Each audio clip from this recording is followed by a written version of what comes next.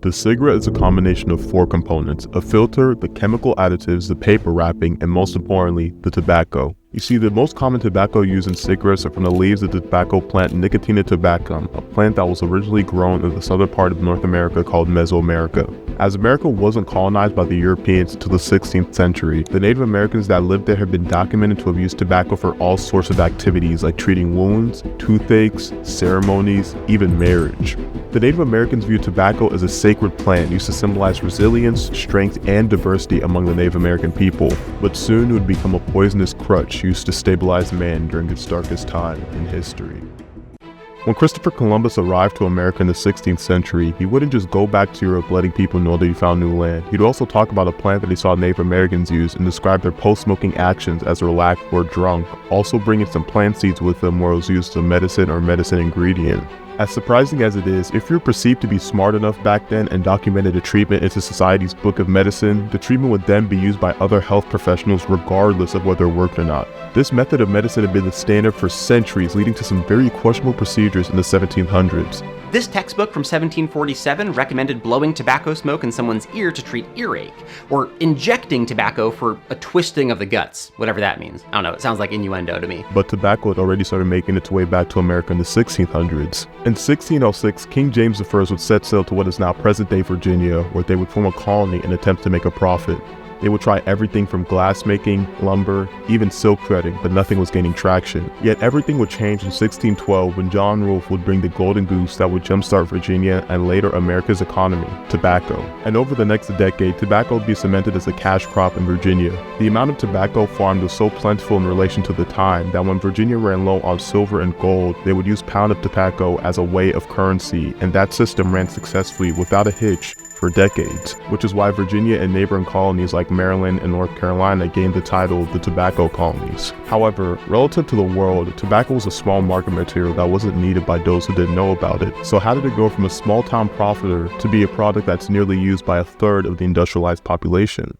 The cigarette was nothing more of a luxury in its early days of production, with it taking a worker nearly 1 minute to roll a cigarette by hand, resulting in only a few thousand packs created per day. This would all change in 1881 when James A. Bonsack invented a cigarette rolling machine capable of rolling nearly 210 cigarettes per minute, a revelation in the cigarette industry. Yet the cigarette was incredibly unpopular. In the UK, the cigarette was linked with a lack of manliness and femininity, while in the US it was linked with immoral behaviors and criminalism. News articles and historical figures would berate cigarettes with claims like, "The decadence of Spain began when the Spaniards adopted the cigarette." And Henry Ford stated in a book, "If you will study the history of almost any criminal, you will find that he's an inveterate cigarette smoker." This was shown with nearly a quarter of the states banning the sale of cigarettes with hopes to keep the impact of the cigarette low. Then World War I happened. With the start of World War I, soldiers would be given rations as they went to combat, with those rations containing a cigarette. The cigarette was put in the rations as a way to relax a soldier on the front lines when death and gunshots were the war's only music. When asked what was needed to win the war, U.S. Commando General John Pershing had this to say: "You asked me what we need to win this war, I answered tobacco as much as bullets. Tobacco is as indispensable as a daily ration. We must have thousands of tons without delay." This belief was shown in every ration of the war, and the consumption of cigarettes would soar with each nation, from France increasing consumption by almost 150% to nearly tripling cigarette consumption in the US. But the effect of this would leave the surviving soldiers addicted and reliant on cigarettes, and it didn't take long for companies to take advantage of this problem. It was reported that nearly 95% of all US soldiers used tobacco in one way or another, and cigarette companies knew to take advantage of that when the soldiers finally came back home. Shortly after most US soldiers came home, cigarette companies started putting out adverts showing the Navy, Air Force, and Marines with one similar commodity: the cigarette. With cigarette companies pushing out ads with soldiers and cigarettes, the public had began to look at the cigarette not as an enemy, but as an ally, the patriot pastime, as some called it. But as much as the people loved the cigarette after World War I, the tobacco market didn't truly explode until the start of World War II. During World War I, a total of 75 billion cigarettes were shipped abroad for military use. But by the start of World War II, 92 billion cigarettes were being made and shipped each year. The number was so high, you could give a pack of cigarettes to every person in the world and there would still be cigarettes left over. This would cause an influx of cigarette product, where 172 billion cigarettes were being produced. But by 1945, cigarette production had increased to an astonishing 267 billion. And with the popularity of the cigarette, it wasn't only soldiers smoking anymore. With the rise of women in the workforce due to demand and propaganda like Rosie the Riveter, nearly 20 to 25% of women smoked in World War II. And out of all those women that smoked, it was reported that nearly 30% of them were expecting. On top of that, young boys watching their fathers come back from the depths of war had become adept to smoking, trying to be just like them. But the tribulations of war would eventually come to an end, yet the popularity of the cigarette was at an all-time high. So how did the cigarette go from a symbol of patriotism to the face of a worldwide evil? Cancer.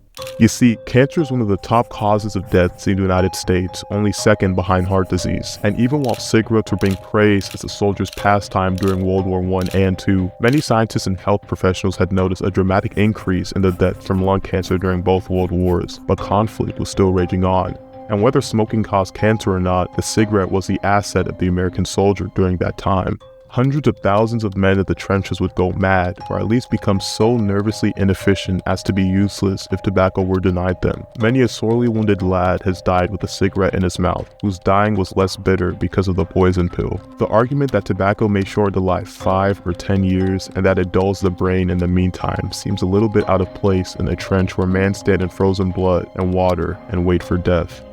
This would put cancer research on the back burner, as the US would spend nearly $360 billion during World War I and II, but the wars would eventually come to an end, and with the increased money and focus on the cause of lung cancer, doctors would start doing case controls, sending out a bunch of questionnaires to similar sexed and aged patients with or without cancer, asking questions like how much tobacco they smoke, are they an avid drinker, or if they ate salt. And with the advances of medicine in the 1920s, an Argentinian scientist named Angel Raffo discovered that cigarettes could potentially cause lung cancer. He would perform an experiment where he would put tobacco smoke into 3 different liquids and smear it on a rodent, where it was reported that the tar formulas in cigarettes caused cancer. But there was one major problem. Raffo had only written his reports in German, and at the time his work and findings were greatly criticized, as Nazi Germany hated tobacco since it was published that smoking was healthy. They would start huge anti-smoking campaigns and ban smoking in public places like schools, public transportation, and movie theaters. Hitler was even quoted saying, "Tobacco is the wrath of the red man against the white man for having been given hard liquor."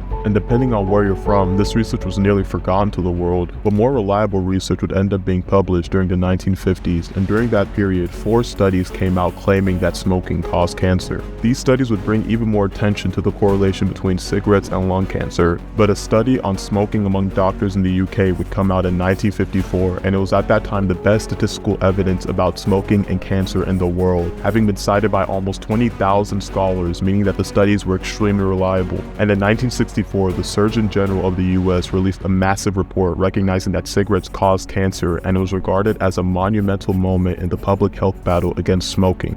This report probably changed the daily habits of more Americans more profoundly than any other single medical report in history. But if this was a monumental moment to help end smoking, what could have happened to revive this cancerous habit?